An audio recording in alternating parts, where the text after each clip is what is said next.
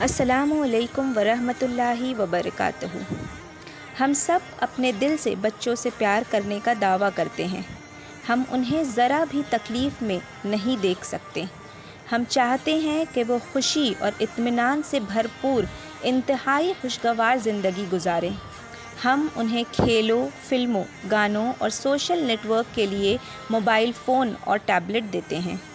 ہم ان کو جدید تعلیم دینے کی کوشش کرتے ہیں اور بڑے ہونے کے بعد آمدنی کے لیے ہر ممکن طریقے سے ان کی مدد کرتے ہیں۔ ہم ان کے لیے شریک حیات کا انتخاب کرنے کی کوشش کرتے ہیں جو انہیں زندگی کی خوشیاں دے سکے۔ ہم میں سے کتنے لوگوں نے سوچا ہے کہ موت کے بعد ان کا کیا حال ہوگا؟ ہمیں یہ تسلیم کرنا پڑے گا کہ زمین پر زندگی انتہائی مختصر ہے۔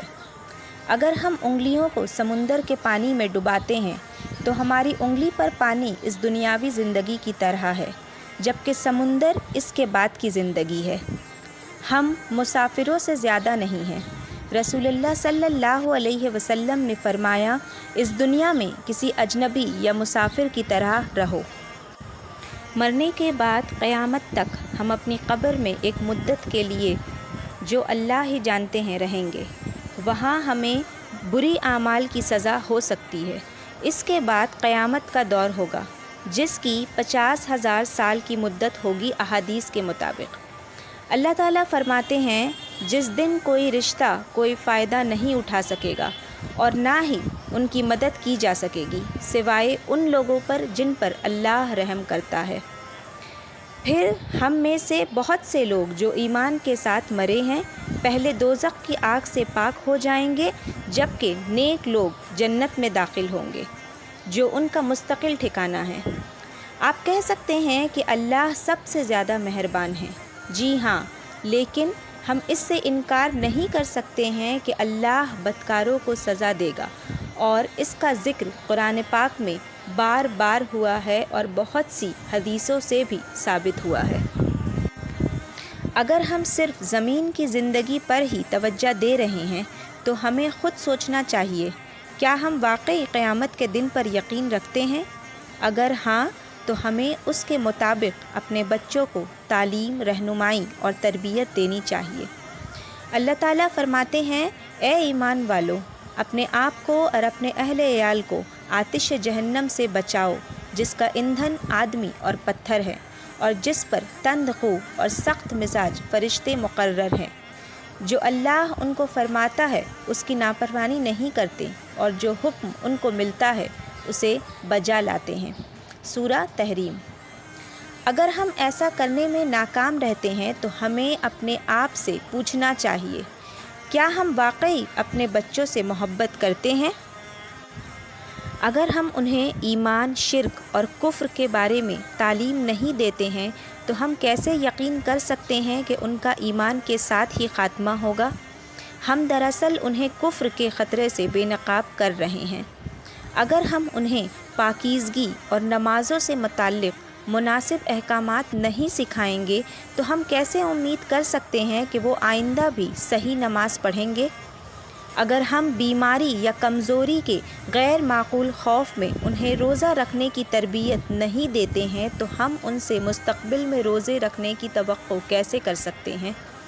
اگر ہم حلال اور حرام کی تمیز نہیں سکھائیں گے تو ہم ان سے کیسے حرام چیزوں سے باز رہنے اور حلال آمدنی کی توقع کر سکتے ہیں؟ اگر ہم اسٹرانگ مورل ٹیچنگ نہیں دیتے ہیں تو ہم ان سے بزرگوں کی عزت کرنے اور دوسروں کے حقوق کی تکمیل کی توقع کیسے کر سکتے ہیں؟ والدین کے حیثیت سے ہم اگر اپنی ذمہ داریوں کو پورا نہیں کرتے ہیں تو اللہ یقیناً ہم سے سوال کریں گے۔ ہم بھی اس دن کے عذاب سے نہیں بچ پائیں گے۔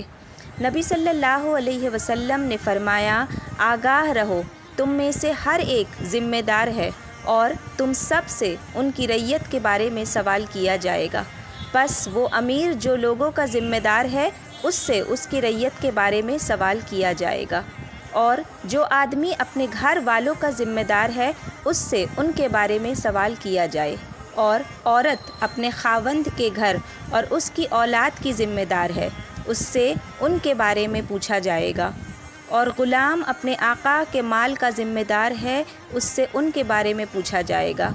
آگاہ رہو، تم میں سے ہر ایک ذمہ دار ہے اور ہر ایک سے اس کی رعیت کے بارے میں پوچھا جائے گا۔ ہم آنے والی نسلوں کو بھی برباد کر رہے ہیں۔ وہ بھی اپنے بچوں کو وہی سکھائیں گے جو آج ہم انہیں سکھا رہے ہیں۔ ہم انہیں جدید تعلیم دیتے ہیں اور وہ مستقبل میں دینی علم نہ ہونے کی وجہ سے اسلامی عقائد اور تعلیمات کو شک کی نگاہ سے دیکھتے ہیں۔ ہم ان سے گزارش کرتے ہیں کہ کمائیں، اور اکثر وہ رشوت، سود، جوئے یا دوسرے حرام ذرائع سے کماتے ہیں۔ ہم انہیں ہر طرح کی آزادی دیتے ہیں اور وہ اسموکنگ شروع کر دیتے ہیں، کبھی ڈرگز اور شراب کے عادی ہو جاتے ہیں اور زناکاری کرتے ہیں۔ ہم انہیں موبائل دیتے ہیں اور وہ فحش گانوں، فلموں، گیمز اور سوشل میڈیا میں قیمتی وقت ضائع کرتے ہیں۔ ہم دراصل انہیں اللہ کے غضب کی طرف گھسیٹ رہے ہیں۔ ہم انہیں اللہ کے سخت عذاب کی طرف ڈھکیل رہے ہیں۔ یہ بالکل اپنے بچوں سے دشمنی ہے، پیار نہیں، کیونکہ ہم اپنے ہی ہاتھوں سے ان کے اصل مستقبل کو برباد کر رہے ہیں۔